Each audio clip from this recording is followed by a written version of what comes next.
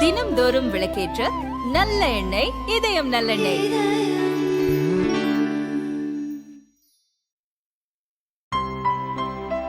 இனிமே கண்ணை மூடிட்டு கடலை எண்ணெய் வாங்கலாம். ஏன்னா மந்த்ரா கடலை எண்ணெய் இதயத்தின் தயாரிப்பு.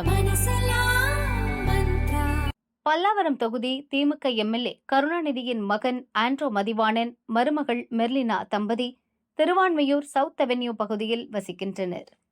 இவர்கள் வீட்டில் வேலை செய்த பட்டியல் இனத்தைச் சேர்ந்த 18 வயது பெண் தம்பதி தன்னை கொடுமைப்படுத்துவதாக சமீபத்தில் புகார் அளித்தது பெரும் சர்ச்சையானது.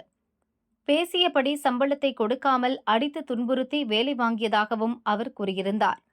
தனக்கு நடந்த கொடுமை பற்றி பாதிக்கப்பட்ட இளம்பெண் பேசிய வீடியோ சோசியல் மீடியாவில் வைரலானது. பணிப்பெண்ணை துன்புறுத்திய திமுக எம்எல்ஏ மகன், மருமகள் மீது நடவடிக்கை எடுக்க வேண்டுமென எதிர்க்கட்சிகள் குரல் எழுப்பின. ஆண்ட்ரோ மதிவாணன் மனைவி மெர்லினா மீது ஆபாசமாக பேசுதல், ஆயுதங்களால் தாக்குதல், படுகாயம் ஏற்படுத்துதல், மிரட்டல் விடுத்தல், வன்கொடுமை தடுப்பு சட்டத்தில் 2 பிரிவுகள் என மொத்தம் 6 பிரிவுகளின் கீழ் திருவான்மியூர் போலீசார் வழக்கு பதிவு செய்தனர். தம்பதியை கைது செய்ய சென்றபோது இருவரும் தலைமறைவானது தெரியவந்தது.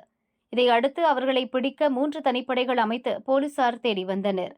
இதற்கிடையே தாங்கள் சரணடையும் நாளிலேயே தங்களது ஜாமீன் மனுவை பரிசீலிக்கும்படி சென்னை செஷன்ஸ் கோர்ட்டுக்கு உத்தரவிடக் கோரி தம்பதி தரப்பில் ஹைகோர்ட்டில் நேற்று மனு தாக்கல் செய்யப்பட்டது.